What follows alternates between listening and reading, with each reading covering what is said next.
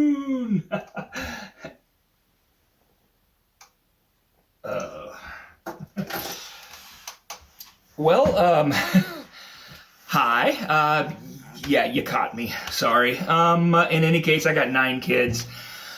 Still like to play with toys. In any case, though, thank you. Welcome to today's edition of Stories from Space. I'm Chris Orwell. Believe it or not, I'm the executive director at the New Mexico Museum of Space History.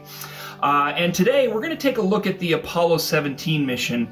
Not so much at the mission. What we're really taking a look at, because the Stories from Space is about the artifacts in the museum and some of the stories behind them, we're going to be taking a look at our moon rock, one of the most precious artifacts that's in the museum here in Alamogordo. So first of all, we got to take a look at how did the rock get to the museum?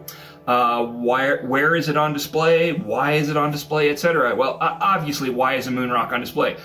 People want to see a piece of the moon, the pieces of the moon that the Apollo astronauts brought back.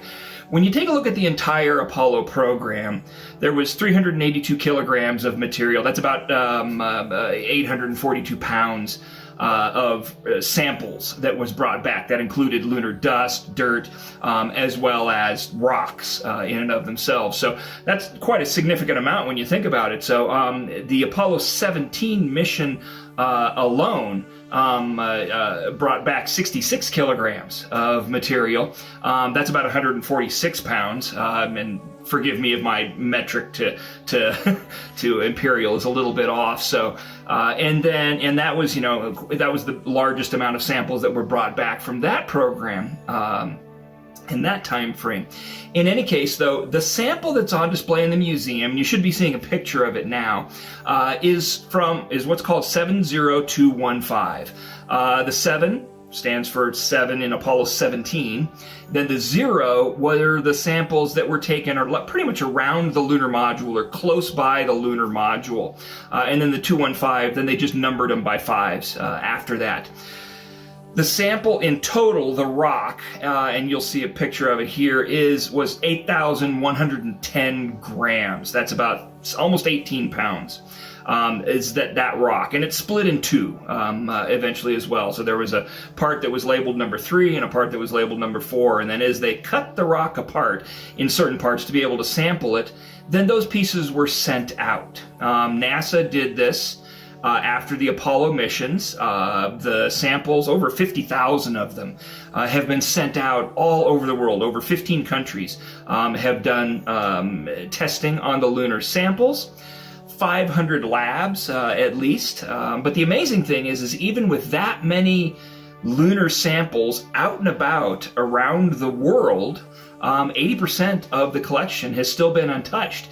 And it's not like the samples were brought back and then nothing was done with them after a short period of time when they were tested, etc. No, they're still being worked on today. New samples are still being pulled out. New tests are being done, especially as technology increases. So what was brought back on those missions is still providing a plethora of information to the scientists of the world today.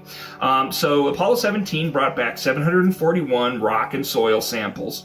And they were supposed to really be looking at the ancient highland rocks because they landed in the Taurus Littrow Valley, and with these highlands all around the mountains, essentially. And then they were also supposed to look at, the second thing was to look for young volcanic activity in the lowlands in that valley area.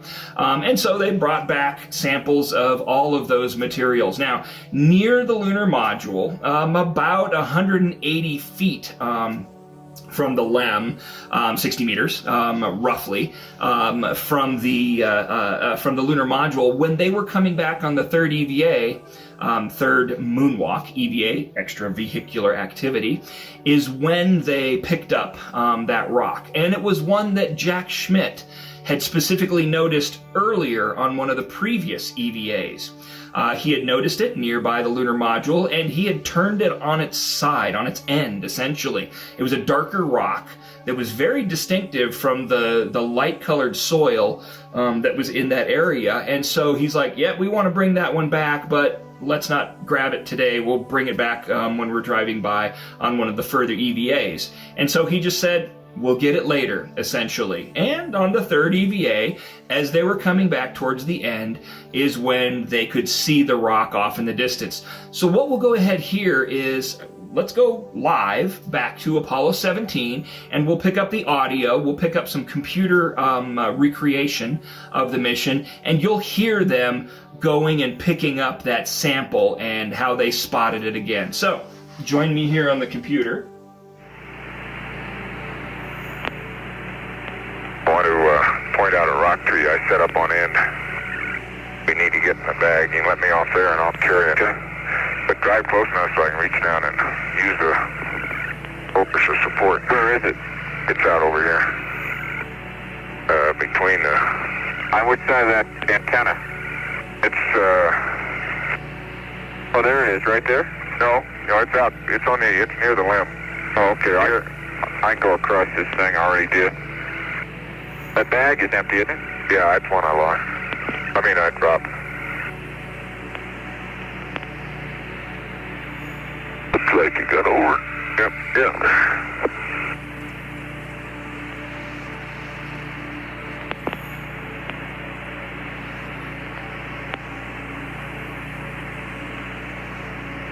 I think it's that one there that's sort of dark.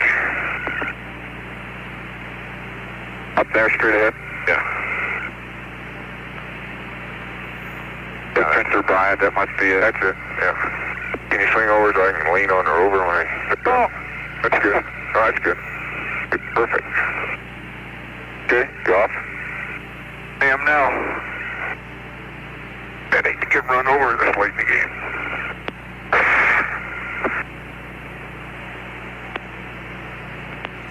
But now what did I do that for?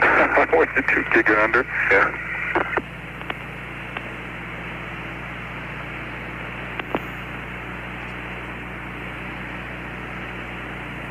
Need your oil change? Yeah, while you're under there, would you check my transmission, please?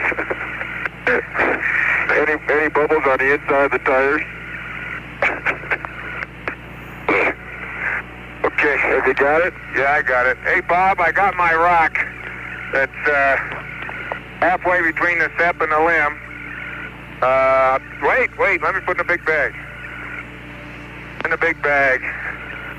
Is this that brown one you saw it here before, Jack? Okay, go ahead. No, it's a gray one. Okay. Oops.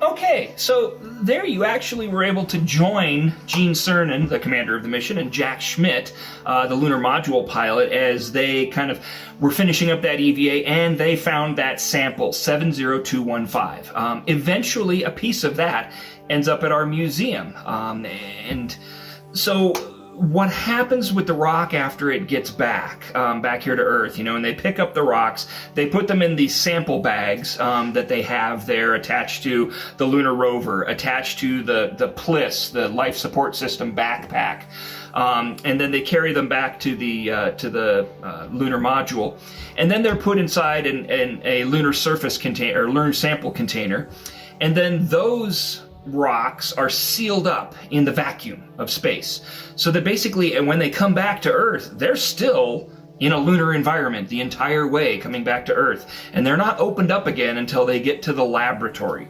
Once they're in the laboratory that's at Johnson Space Center, where 85% of the lunar samples that were brought back from the Apollo program are stored to this day, except for the small pieces that have been sent out to laboratories, etc., for testing. In any case, though, then they're opened up there in controlled environments, so that basically there's no contamination from people to the actual samples that were brought back from the moon. And to this day, the laboratory very strictly controls how the rocks are handled, etc. Limited numbers of people. They're in an environment. They have to reach through with gloves into the to the location where the samples are, and they're triple gloved essentially on the inside of seal. That's a lecture in and of itself, and we'll do that one some other time. It's a fun lecture as well. Just as a note, we always like to point out New Mexico connections to the topics of space, because there were so many firsts in space history that happened here in New Mexico. But one of the neat thing is, as I said, 85% of the samples are in the lunar sampling, or the lunar lab there at Johnson Space Center in Houston, Texas.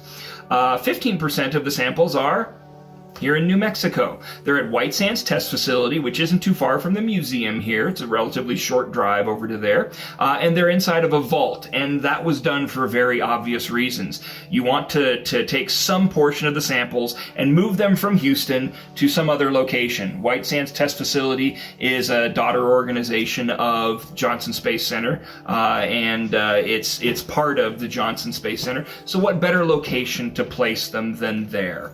And so they're in a vault. It's not that they're doing testing on them there. They're just kept there safely in case something were to happen at Johnson Space Center. So, back to 70215. The main rock had broken into two sections, part 3 and part 4, and then it got subsampled, subcut into more pieces, and you'll see a diagram here that shows you all the different pieces that it was cut into. And eventually, 5 of the pieces were cut up and were set up as touch samples. This is the Touch the Moon rock that, if you've been to the National Air and Space Museums, the Smithsonian's National Air and Space Museum in Washington, D.C., Kennedy Space Center, Johnson Space Center in Houston, there's one in Canada, there's one in Mexico as well. If you've been to those locations and those museums, there are samples that you can touch. There are other places where there are Touch the Moon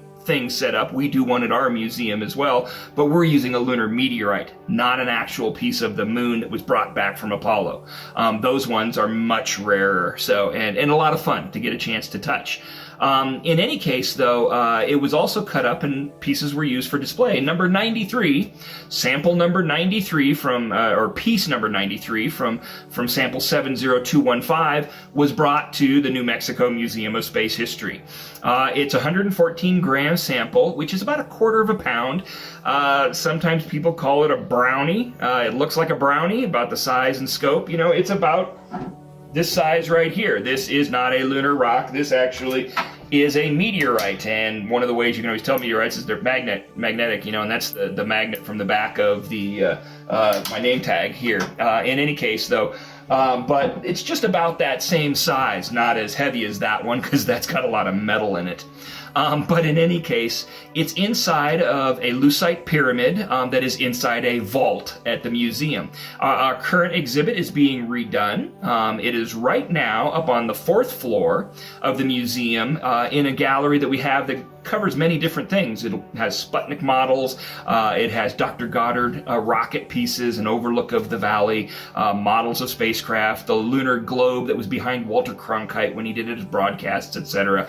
It's kind of a highlights gallery, but it's moving down to our new human spaceflight gallery sometime this year, and that's going to be down on the 2nd floor of the museum, and when it does, it will get a brand new vault, and that is getting constructed right now. That will be in a vault along with the chronograph, the watch that Jack Schmitt wore on the surface of the moon. That'll be in another vault right next to it, and nicely lit, etc. So, but in any case, sample 70215, 114 gram. It's a high titanium mare basalt. Now, I'm not going to go into the science of the material. If you want that, go to the internet. You can read all the reports from NASA and the researchers that lists out all the different elements that are inside that rock. The interesting thing about these is that the titanium dioxide levels in these rocks and the ones they found at Apollo 11 are extremely high. And so that was just one of the notable things about the sample. The basalt, you know, once again, volcanic material that had come out, etc. One of the interesting things about the rock is that they did notice that there were micrometeorite hits on all sides of the rock. What does that mean? Well, it means that at some points in time, that rock had been hit by micrometeorites, and it had also tumbled over time, so that different faces were facing out towards space, shall we say, as all these little meteorites, large and small, hit the surface of the moon. Some of the craters on the moon are massive and are obviously the result of large meteorites hitting them. So, the neat thing here, you know, you got Apollo 17 occurring back in December of 1972. The mission went from December 7th to December 19th. It lasted for 12 days, 13 hours and some odd minutes, and about 169 hours and 13 minutes or so, you probably saw it on the video here, into the mission. As they were coming back, Jack Schmitt hopped off of the lunar roving vehicle because he had come back to a sample that he wanted to pick up because it was distinctive from everything else in that area. And so he hopped off, accidentally kicked it under the rover for a brief moment, and then picked it up, brought it back. It was the largest rock brought back from Apollo 17. It was turned into the Touch the Moon rocks that you can see at some of the most amazing museums in the world, you know, the Smithsonian being one of them. By the way, we're very proud that we're a Smithsonian affiliate, and we thank the Smithsonian for according us that honor. And one piece of it, 114-gram piece, was turned into section number 93, which was then put into lucite and then put on loan to the New Mexico Museum of Space History. So if you get a chance, please come by. Please see our moon rock. And we're looking forward to, when we reopen again, being able to host you and see that. But you've been able to see a bunch of pictures of it now. So thanks for joining us today for Stories from Space. Be sure to check back often, because we're going to be adding lots and lots of material, not only on our Facebook page, but also on our YouTube channel. And remember, stay safe, stay home, stay healthy, and keep looking up.